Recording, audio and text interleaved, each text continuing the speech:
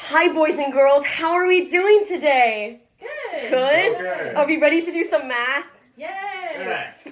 Today, we're going to be playing a really fun math game called I Have, Who Has. It's all about place value, which means understanding how numbers are made up of tens and ones. But before we start, let's remember something important. In our first grade class, we're learning how to compose and decompose numbers up to 120. Can either of you tell me what that means? Do either of you know what compose and decompose means? Take apart. That is a really good guess. It means that we can build and take apart numbers using the tens and ones. This comes from the TEKS 1.2b, and as presented on our board, this TEKS says that we should be able to show numbers as so many tens and so many ones. Now, let's get back to playing our game.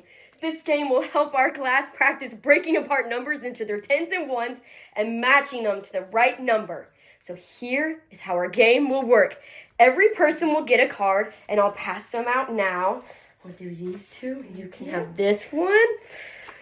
On each card, it will have a decomposed number for you to read and a composed number. So I will read my card first, all right? My card says, I have 42. Who has 2 tens and 3 ones?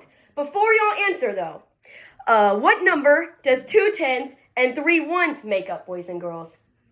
23. Oh, 23. correct. It's 23. Now, whoever's card says, I have 23, that's who will read the card next. So, whoever has the card 23, why don't you go ahead and read it out loud?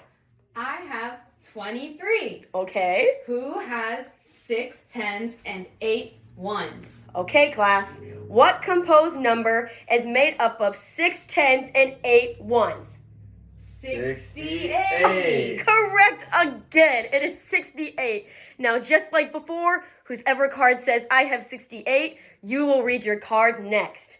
What's really neat about this game is that it helps you listen for clues. You really have to think about how many tens and ones you make to make the correct number. Otherwise, we can't move on to the next card. For example, what does the card for 68 say? So read the card for 68, the decomposed number. Who has 6 tens and 8 ones? Mm-hmm. So if we have 6 tens and 8 ones, and we said, I have 69, could the next person read their card? No. This game helps your brain get faster and stronger at seeing numbers in different ways, just like our TEK on the board is telling us that we can do. If you get stuck, remember, the tens place tells us how many groups of 10 we have, and the ones place tells us how many extra ones you have left over. So in 42, the 4 stands for how many tens? 4. And the 2 stands for how many ones? 2. So 40 plus 2 is? 42. Excellent, class. You can even use base 10 blocks or draw tens on your ones on your whiteboard if you get stuck, and I will provide those for you in the middle of your table.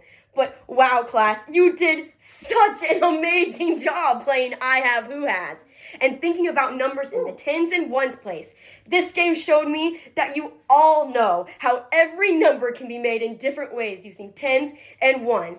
The more we play, the better we'll get at seeing how numbers are built, and makes all kinds of math easier, from adding and subtracting to solving bigger problems later on. Great work today, mathematicians. I'm so proud of how you used your listening ears, your number brain, and your teamwork skills. Give yourselves a round of applause. The next time we play, we'll see how fast we can go and make it a race. That's the end of today's lesson. But remember, math is everywhere, and you guys are amazing at it.